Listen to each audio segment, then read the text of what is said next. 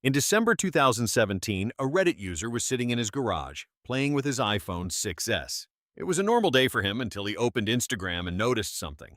Something had changed. The phone had slowed down. Apps that used to open instantly were now lagging. The battery was dying by the afternoon. "I guess it's starting to get old," he said to himself. But this guy wasn't an ordinary user.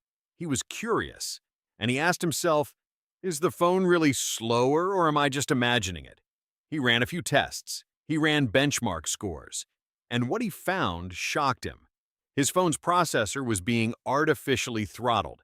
It was being intentionally slowed down by the software. Apple was doing this on purpose. Yes, this wasn't a manufacturing defect or an accident. It was code. The story spread on Reddit. Then it jumped to tech blogs, then to the mainstream media. And suddenly millions of people were asking the same question. Wait, is my phone being slowed down too? Apple remained silent at first, but then came the confession. Yes, we are slowing down older iPhones through software updates. But we have a purpose for doing this, to protect battery life, prevent unexpected shutdowns, and improve the user experience, they said. Public opinion went wild, and lawsuits were filed. Apple ended up paying a $500 million settlement fee. My name is Charlie, and I spend a lot of time researching how billion-dollar companies hack your psychology to make you buy things you don't need. Today, I'm going to show you the exact playbook used to make your perfectly functioning device feel obsolete. If you've ever looked at your device and thought, maybe it's time for an upgrade, when nothing was actually broken, you need to hear this. Because what I'm about to show you will forever change the way you look at your phone, your computer, and every device you own. Don't forget to click the subscribe button. Here's what most people don't understand. Your phone didn't slow down. You were manipulated into feeling that your phone slowed down. Yes, and that distinction is worth billions of dollars to the companies that sell you new devices every 2 years. That Reddit user's discovery was just the tip of the iceberg. Believe me, the real story is much deeper and much darker. Let me tell you about a concept called planned obsolescence. You might have heard of it before, but you definitely need to hear it from me. There are two types of planned obsolescence, and the second type will shock you. The first type is physical obsolescence. This is simple. You design a product to break after a certain period. In the 1920s, light bulb manufacturers did this. They formed a cartel and limited the maximum life of light bulbs to 1,000 hours. Before that, they lasted 2,500 hours. But bulbs that lasted 2,500 hours meant fewer sales. Even printer ink does the same thing to you. It gives an empty warning when there is still 20% ink left in your cartridge. Why? Because if you could use that 20%, you would buy fewer cartridges. Batteries are like that too. The battery in your phone is glued and secured with special screws. It's made almost impossible to replace. Why? Because they want you to buy a new phone when the battery wears out. Are you surprised? No, but the second type is much more sinister: psychological obsolescence. This is when your product works perfectly, but you are made to feel like it is inadequate. Nothing is broken, but you feel left behind, outdated, or lacking. And this manipulation is many times more profitable than physical obsolescence, because it works faster. Instead of waiting for a light bulb to break, they can convince you to buy something new tomorrow. Makes a lot of sense, right? This is what Apple got caught doing. Not physical obsolescence, but rather psychological obsolescence. You felt, or were made to feel, that your phone was now struggling while it was still working. And now, I will show you step by step how this psychological manipulation is done. Item number 1, the update trap. Imagine this scene. You turn on your phone. A red notification at the top of the screen says software update available.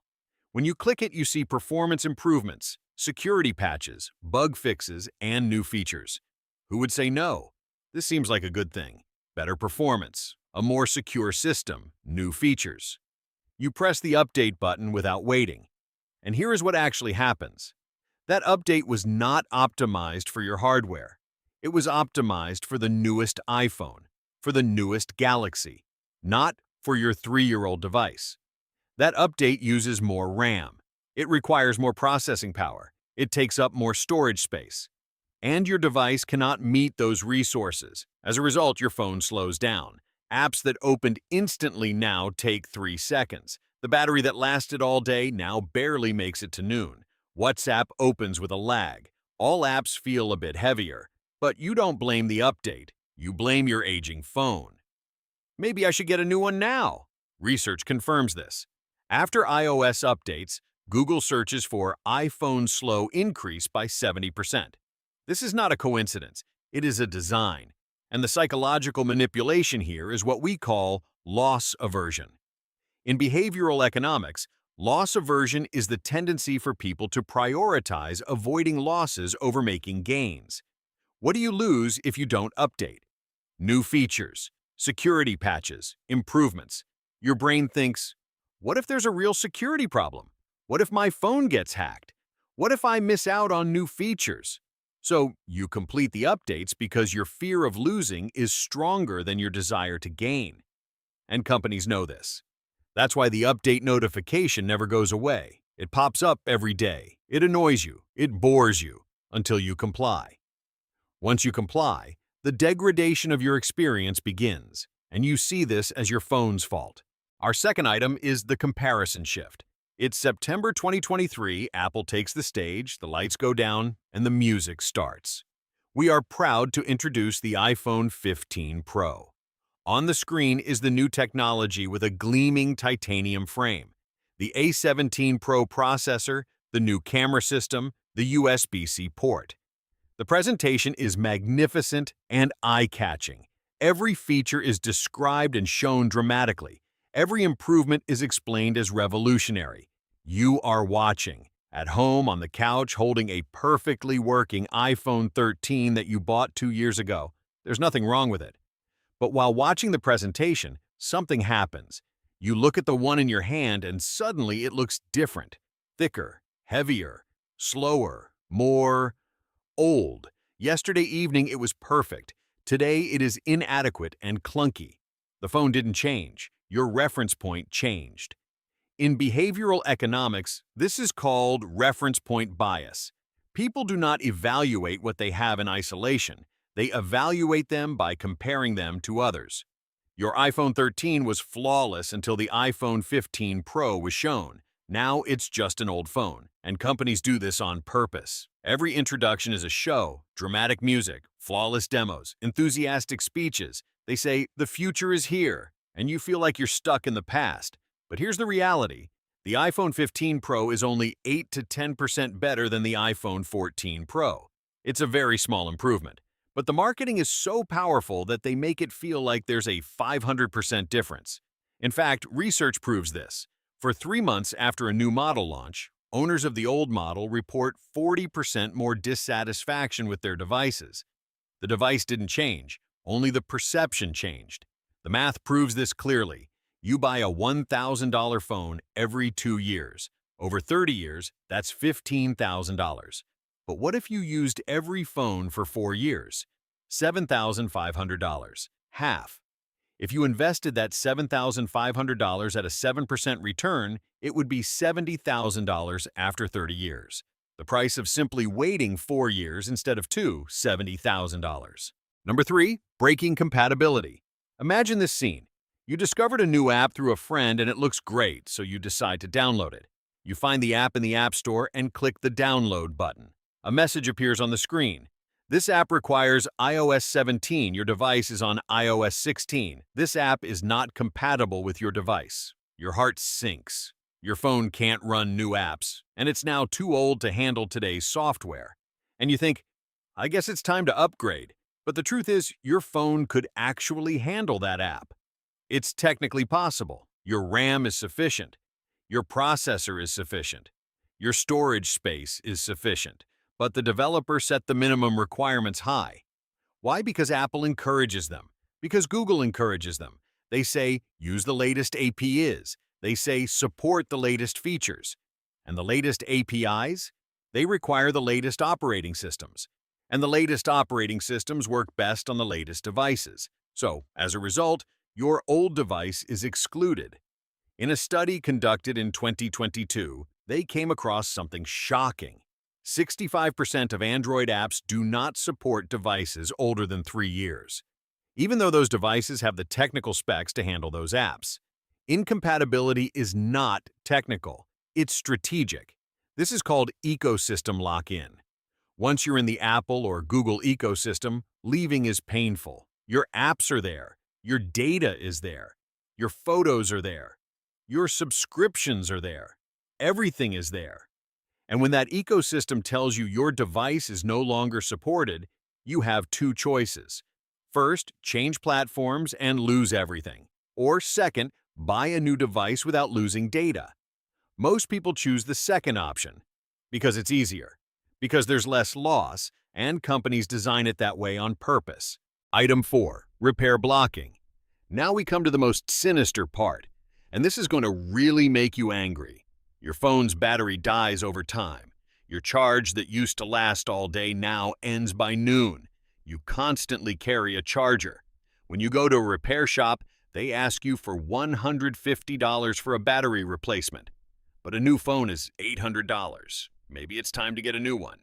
And you start to think, $150 is already 20% of a new phone. Why don't I just get a new one? Here's what they don't tell you. That battery replacement was made expensive on purpose. The battery is glued to the device. It's secured with special screws. It requires special tools. An average person can't change it. But the repair shop can do it, you say. Technically, yes. But here's the trick. Apple and other manufacturers have a system. If you install a non-original battery, your phone shows a warning. Unable to verify this iPhone has a genuine Apple battery. The phone still works. However, that message will cause you concern. It makes you think, is something wrong?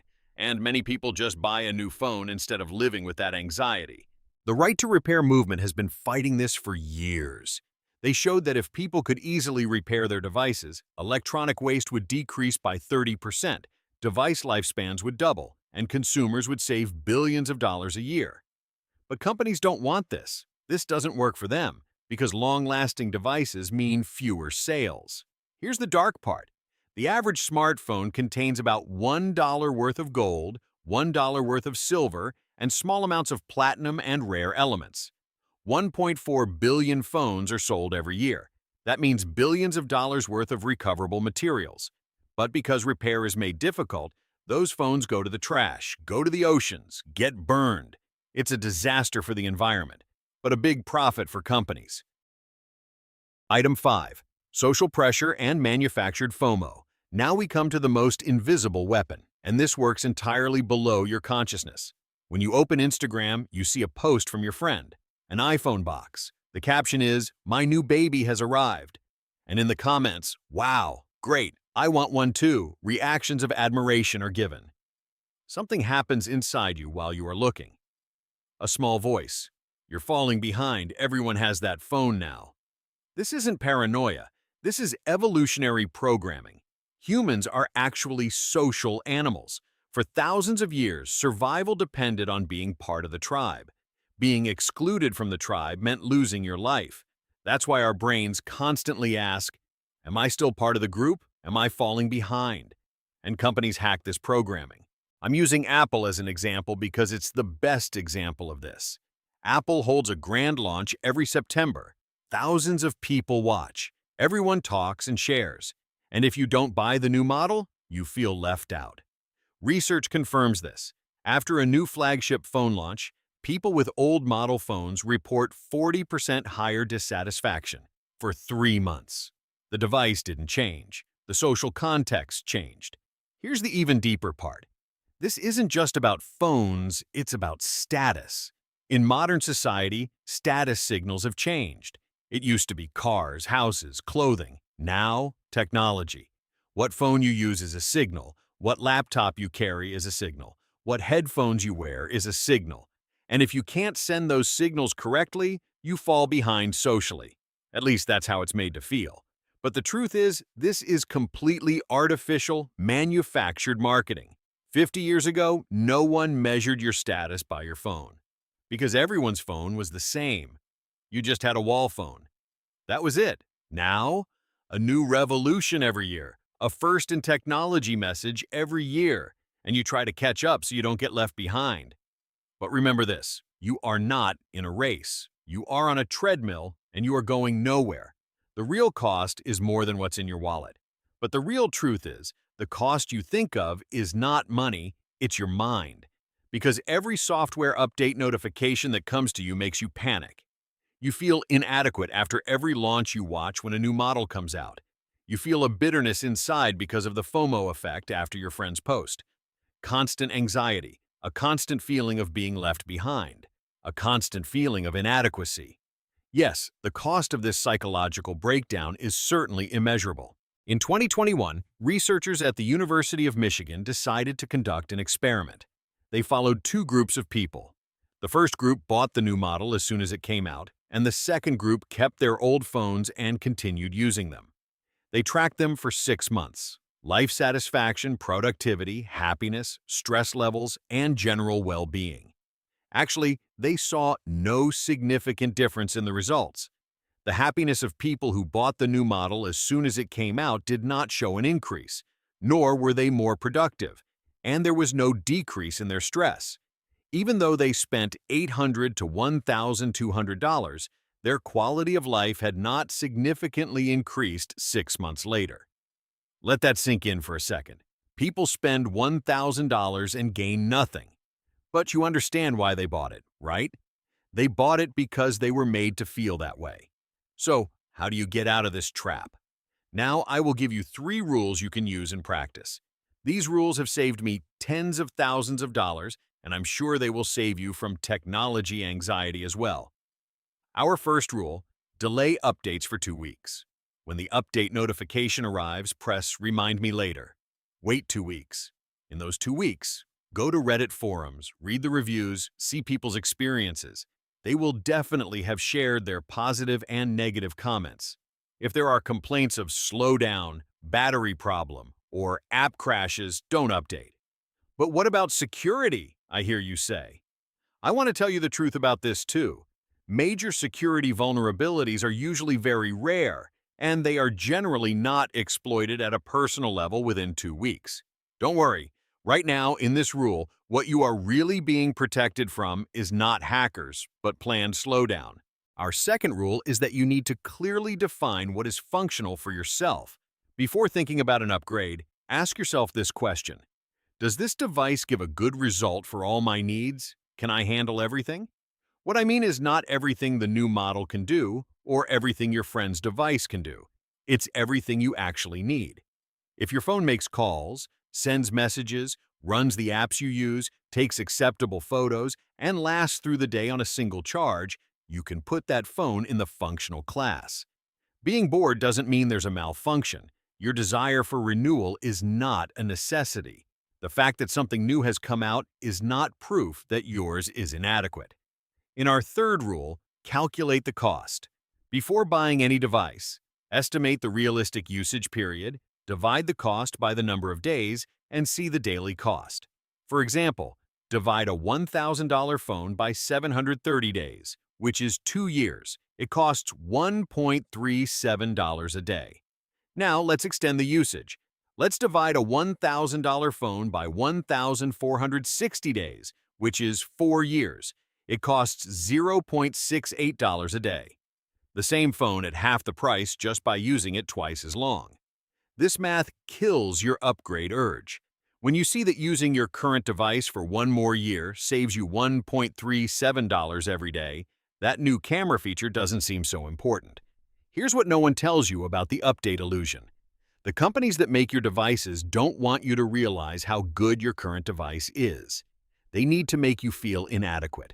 They need to make you feel left behind. They need to make you feel like you're missing out. Because the moment you realize your 3-year-old phone is perfect, their entire business model collapses. The truth is, your device is not obsolete. You were made to feel like it's obsolete. And that feeling is priceless to the companies that make billions of dollars from your insecurity. The challenge. Here is my challenge to you. Use your current device for 1 year longer than you normally would upgrade, just 1 year. Take the money you would have spent on the new device and put it in an account.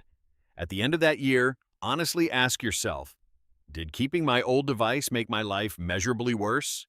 You already know what I'm going to tell you. No.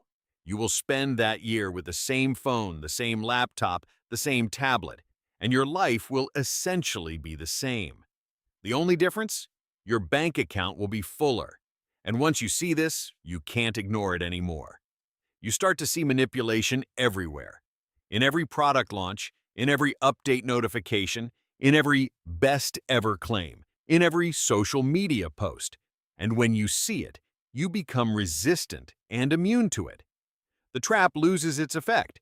You stop being a consumer on a hamster wheel, and you start using technology intentionally instead of being used by technology.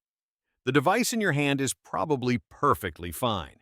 The real question you need to ask yourself is this: can you stand tall enough to ignore the billion-dollar machine telling you it's not? Let's discuss in the comments.